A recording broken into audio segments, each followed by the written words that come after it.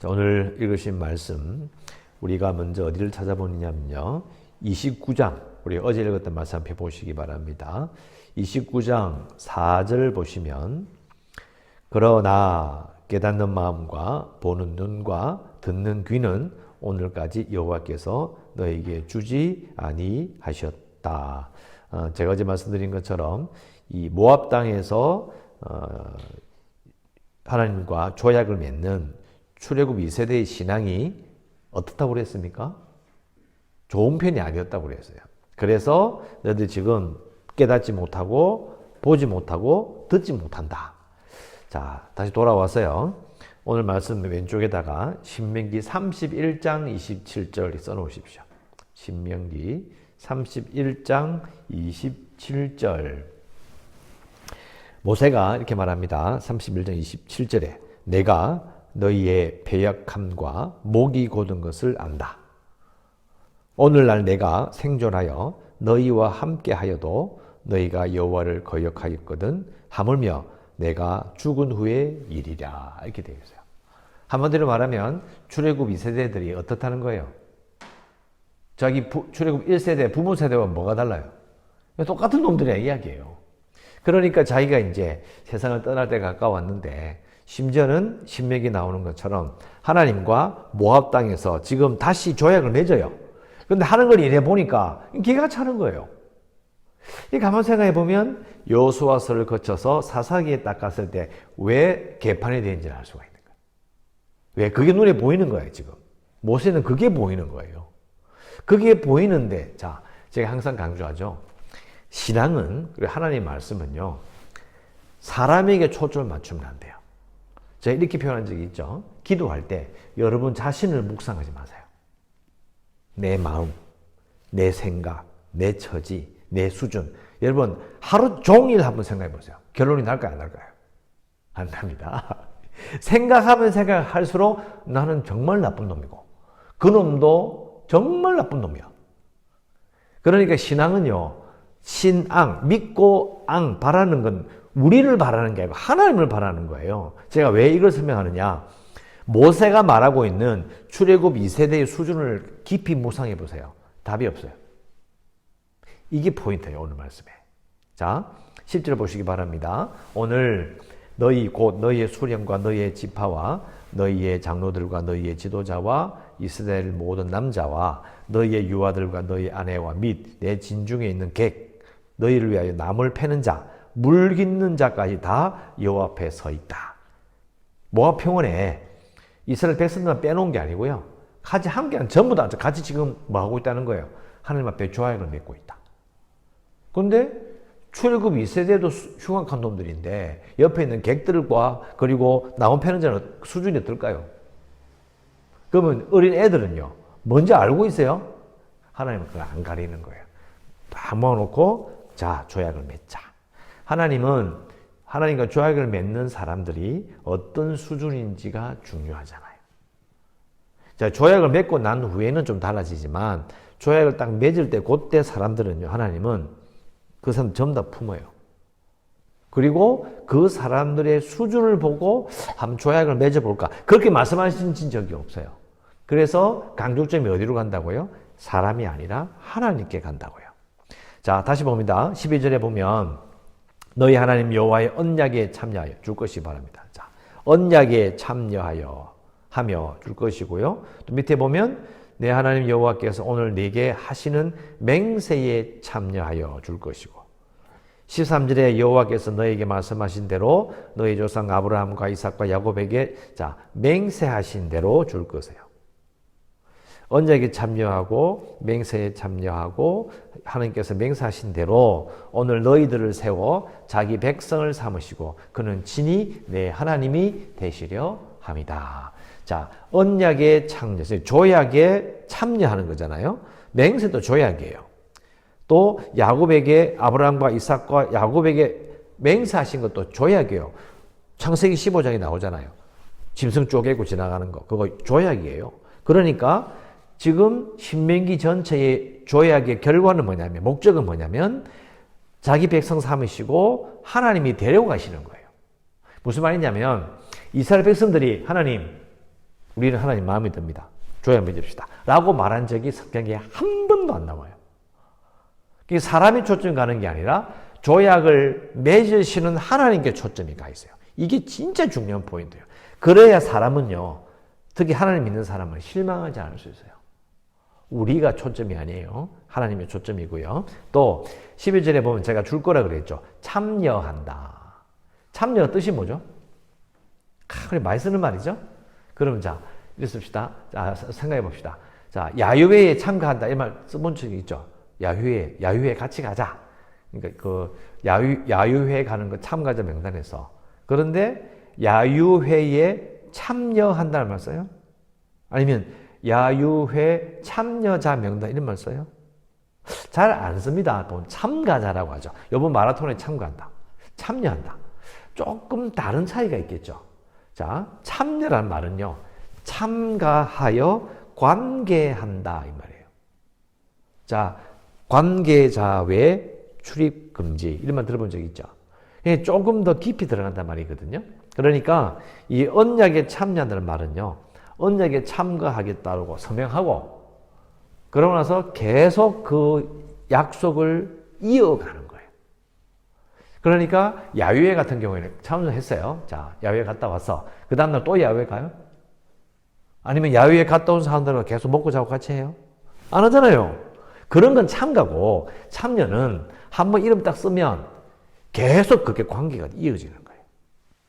그래서 뭐라고 말씀하시냐? 14절 나오잖아요. 내가 이 언약과 맹세를 너희에게만 세우는 것이 아니고 오늘 우리 하나님 여호와 앞에서 우리와 함께 여기 서 있는 자 앞에 나오는 그 객과 나무 패는 자, 물기 있는 자 전부 다 그리고 오늘 우리와 함께 여기 있지 아니한 자 누구예요? 아직 태어나지도 않은 세대까지 그리고 심지어 앞으로 이스라엘 백성들과 함께 하나님을 믿겠다라고 하며 하나님께서 부르시는 자 전부 다가 언약의 조약에 참여한다 이 말이에요. 그러니까 이를 듣고 다시 쫙 읽어보면요. 참여한다는 말이 엄청난 이야기를 하고 있는 거예요. 그리고 그 조약에 참여시키는 것이 이스라엘 백성들이 원하는 게 아니라 하나님이 이들을 붙들고 흉악한 놈들을 붙들고 지금 약속을 맺으시는 거예요. 모세는 지금 그걸 말하고 있는 거예요.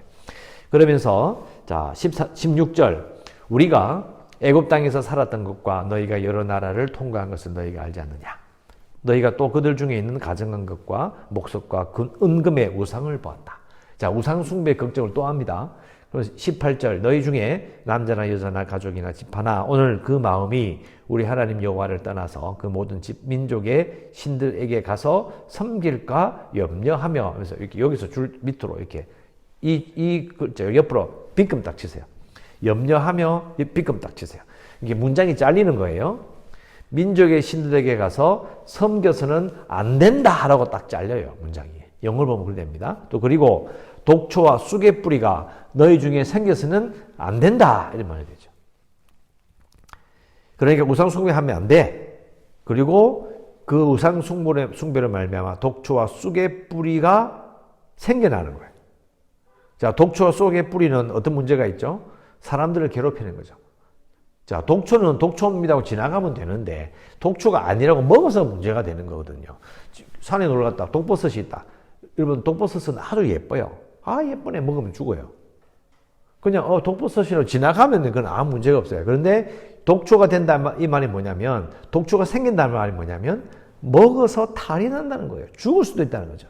그런 고통이 생겨서는 안 된다라고 잘라 이야기한 거죠. 왜냐? 우상 숭배 때문에 그런 거죠. 그러면서 자 19절 이 저주의 말을 듣고도 이 저주의 말이 무슨 말이죠? 18절 내용 또 나아가서는 신명기 28장에 나오는 그 조약을 어겼을 때에 벌어지는 저주의 내용이 있죠. 그걸 듣고 있는 거예요. 그 말을 알아. 지금 서명을 했잖아요. 조약에 도장을 찍어서 에발산에서는 축복을 거리심산에서는 저주를 선포하죠. 그 내용을 알아. 왜냐면 앞에 들었잖아요. 예, 알았습니다. 다 도장 찍어서 이 말을 듣고도 심중에 스스로 복을 빌어 이르되 내 마음이 완악하여 젖은 것과 마른 것이 멸망할지라도 내게는 평안이 있으리라. 이렇게 할까 걱정이 된다. 왜? 이스라엘 백성 중에서 출애굽 2세대 가운데서 흉악한 놈들이 있는 거예요. 이런 말이죠. 자기를 달래면서 말하는 거예요. 내 고집대로 해도 괜찮을 거야. 배째라! 이런 이야기예요. 하나님과 약속 맺었는데 너 이 약속 깨면 저주받아. 웃기는 소리 하고 있네. 배째라! 내 마음도 할래. 이런 사람 있어요, 없어요? 그냥 심지어는 뭐 죽고 한 번 주지 두 번 죽나? 이런 놈도 있어요. 못 말려요. 근데 그런 놈들이 있다는 걸 느낌을 팍 받는 거죠. 근데 읽어보면 여러분 이런 말이 있죠. 젖은 것과 마른 것이 이게 무슨 말일까요? 진 자리 마른 자리 그거 아니거든요. 이거는 영어 성경 보면 바로 나와요. 물이 콸콸 솟는 동산이든지 메마른 사막이든 간에 거기 전부 다 엎어버려도 나와는 상관이 없다는 거예요. 물이 콸콸 흐르는 동산. 젖은 것이 바로 그런 거고요. 마른 것은 메마른 사막이에요.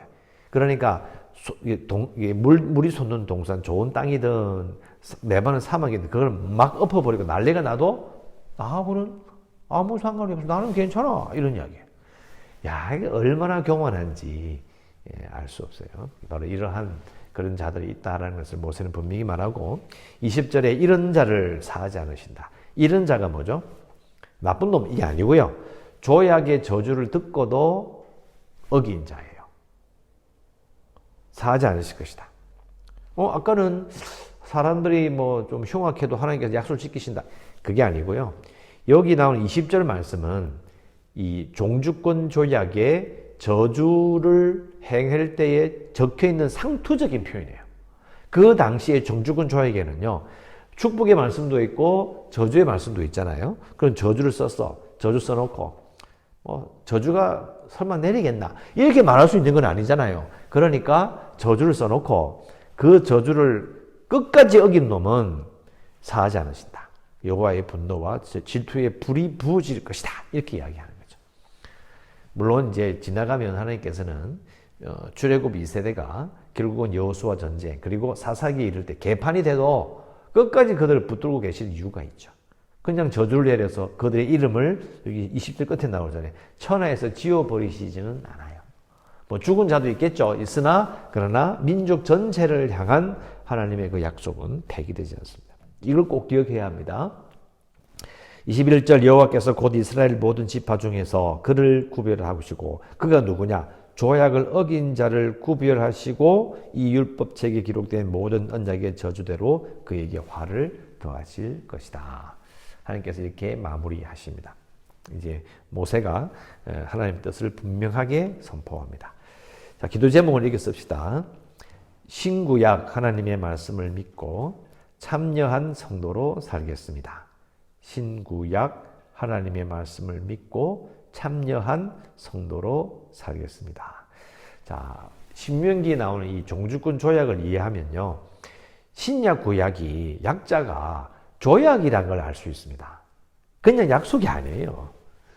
구약은 옛날에, 즉 오늘 나올 말씀도 마찬가지지만 29장 1절에 나오잖아요. 호렙산에서 언약을 맺었는데 조약을 맺었는데 지금은 모압평을 해서 조약을 맺는다. 그러면 우리는요. 예수님으로 말미암아 하나님과 조약을 맺은 것이다 라고 보는 게 구약과의 연결성이에요. 구약과 연결된 걸 생각해 보면 우리도 하나님 믿는데 그러니까 시내산 조약, 그 다음에 모압 조약, 그리고 우리는 예수님으로 말미암은 조약을 맺은 거죠. 그래서 우리가 이걸 단말로 바꾸면 구약과 신약을 하나님의 말씀으로 믿는 거예요. 그런 뜻이 되는 거죠. 그러니까 신구약 하나님의 말씀을 믿는다. 그럼 조약을 믿는 거죠. 그러면서 동시에 어떻게 돼요?